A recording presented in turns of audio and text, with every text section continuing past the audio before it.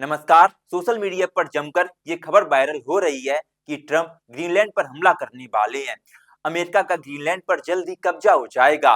तो फिर ये प्रश्न उठता है कि ग्रीनलैंड के पास ऐसा क्या है जिसे ट्रंप हर कीमत पर हासिल करना चाहते हैं, और ट्रंप बार बार ऐसा क्यों कह रहे हैं कि अमेरिकी सिक्योरिटी के लिए ग्रीनलैंड बहुत इंपॉर्टेंट है। लेकिन यह एक सिर्फ नेशनल सिक्योरिटी का मामला दिखाई नहीं देता, बल्कि यहाँ कई तरह के रेयर अर्थ मटेरियल, यूरेनियम जैसी कीमती धातुएं भी मौजूद हैं।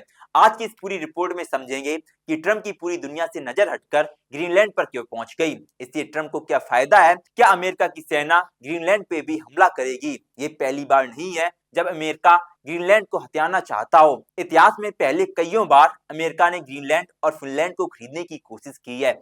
ग्रीनलैंड अगर अमेरिका के कब्जे में आ गया तो वो रेयर मटेरियल्स के मामले में पूरी दुनिया में अमेरिका सुपर पावर बन जाएगा।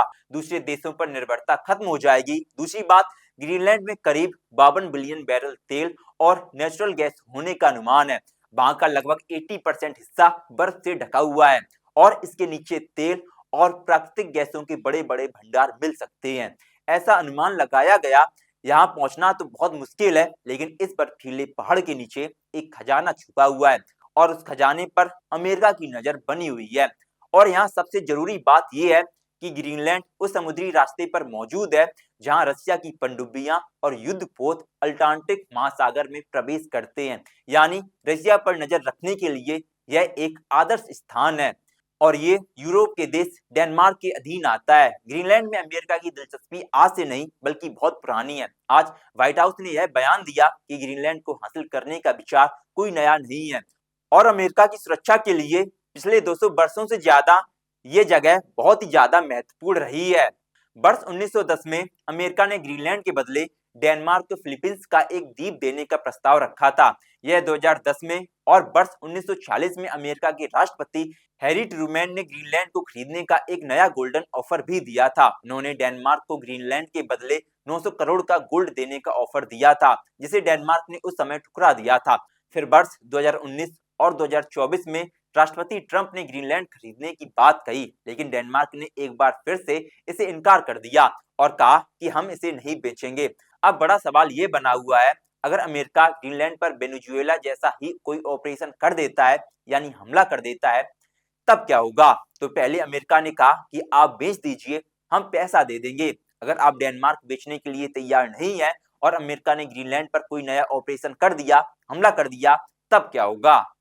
अमेरिका और डेनमार्क दोनों ही नाटो के सदस्य हैं। नाटो के आर्टिकल 5 के मुताबिक किसी भी सदस्य देश पर किसी भी दूसरा देश हमला नहीं कर सकता।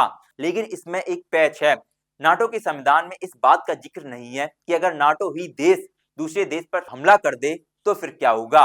असल में इस बात की किसी भी देश ने कल्पना ही नहीं की थी, लेकिन अब खुद अमेरिका ही नाटो के सदस्य देशों पर हमले करने की धमकी दे रहा है।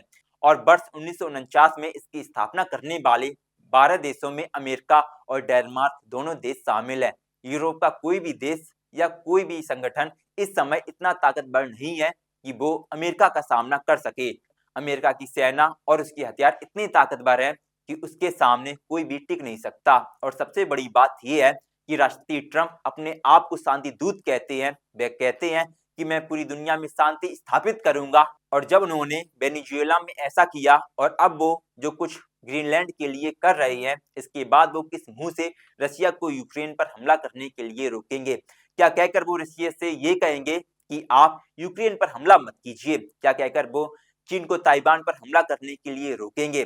आप इस पूरी वीडियो में क्या सोचते हैं, अपने भाव कमेंट बॉक्स में जरूर बताएं। हमारा नाम है प्रेम चतुर्वेदी, आप देख रहे हैं नेक्स्ट ब्रॉडकास्ट। वीडियो देखने के लिए धन्यवाद।